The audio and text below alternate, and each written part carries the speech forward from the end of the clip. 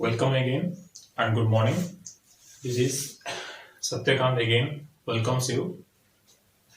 So, in the previous video, I have told about the concept of some examples of how to write the IPC name of certain examples. For this time, there are some another examples. There are four examples. You have CE first, the square bracket form platinum NH3 whole 6. Then after the square bracket there is an acid radical, that is chloride ion, and further here is mercury, the basic radical. Then the square bracket CO cobalt SCN thiocyanate, there is 6 number of thiocyanate which is completely as a ligand. In the third case the metal atom is cobalt, there is the neutral ligand, ammonia, 5 number of ammonia molecules, sulfate as the negative ligand, and NO3 as the negative part. Then the NO3 is the as in the square outside of the square bracket.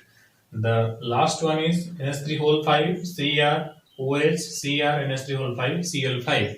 That is the OH in this case is completely used as a bridging ligand, which I told previously, that is a bridging ligand which is a monodentate ligand that can be bonded with two metal atoms, same metal atoms or different metal atoms, to form a bridge in between them or to form a link in between them. So the first example I have taken, that is PTNS3 whole 6 Cl4.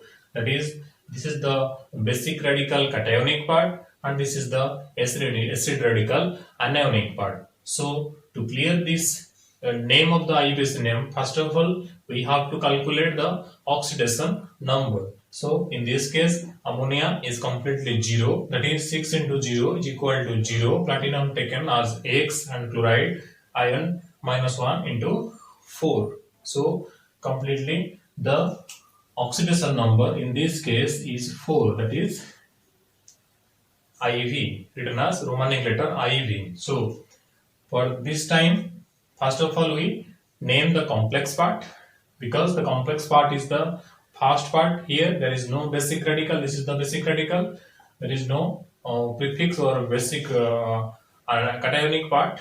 So we starting from the monodentate neutral ligand, that is hexaamine. Clear? Hexaamine, then followed by the metal atom that is present in the cationic part. That's why the name remains the same, that is hexaamine platinum. Hexaamine platinum. Clear? Hexaamine platinum, that is then followed by the oxidation number, that is written as IV. Clear? Then the suffix, the last part terminated as the word chloride, hexaamine platinum chloride, IV chloride. Clear? This is the first example. Then we have taken the second example, that is mercury. So we have write it mercurous or mercury, anything is correct. Mercurous. Then the charge we have to calculate before, that is mercury is +2, cobalt is X, Cn is -1, thiocyanate, that means -1 into 6 is equal to, so in this case also the charge is 4 IV. So for this time mercurous is written, then there is square bracket, so hexa again, mercurous hexacyanate is written as thiocyanate.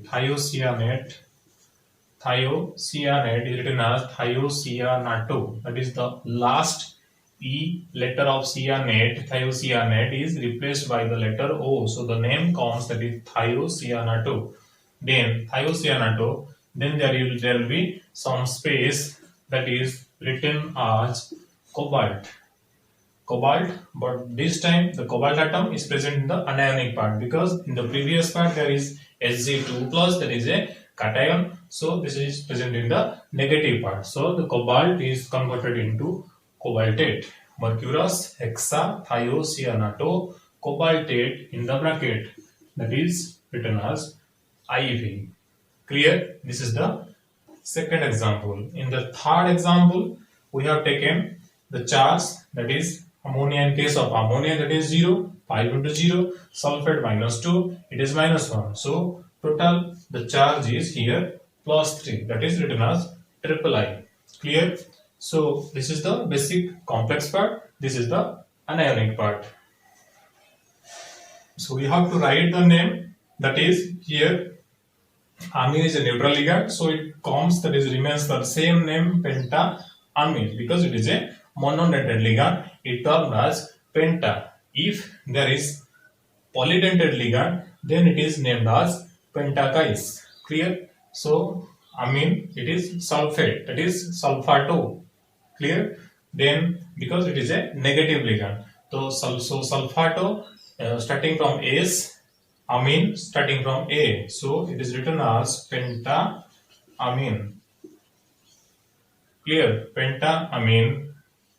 Then you have to retain, that is sulfato, one sulfate, that is sulfate. The last E is terminated as sulfato. So pentaamine sulfato, then the metal atom is present in the positive part, so it is remains the same, that is cobalt. In the bracket, the charge is triple I. Clear? Then it is suffix as ended by, terminated by the term nitrate, that is NO3. Clear? Nitrate, this is the nitrate ion. So for the last time, there is some different example, that is there is a bigger square bracket where 10 number of ammonia molecules or 2 same type of metals, that is chromium, and 1 bridging ligand. So for the bridging concept, that is a term written as mu. Clear? For the bridging ligands. So first of all, we calculate the charge, that is in case of ammonia, NH3 NH3 10 number of ammonia, that is the charge is 0, so 10 into 0. That is chromium taken as 2x, that is 2 metal atom.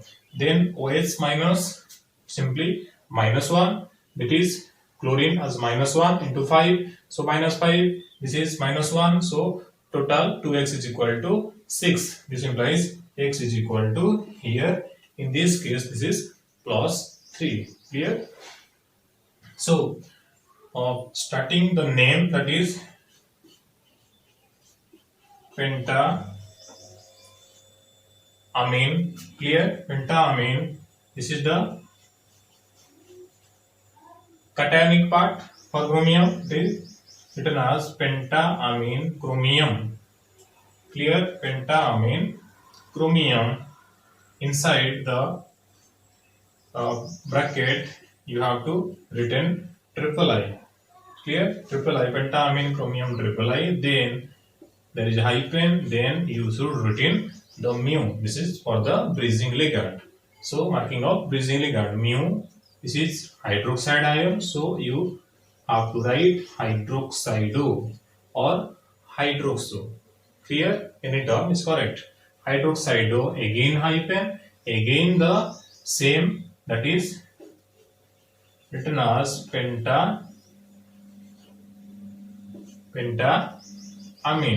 Clear? Pentaamine chromium triple I, and is, that is chloride. So clearly this is the name. I will recall again: pentaamine chromium triple I, mu hydroxido, then again pentaamine chromium triple I, and the end terminated is as chloride. Clear? This is all about the 4 examples of the corresponding IUPAC names. In the next class, I will say about the concept of coordination theory, that is proposed or propounded by scientist Alfred Werner, which is simply known as Alfred Werner's theory. That is in the next class. Thank you for watching.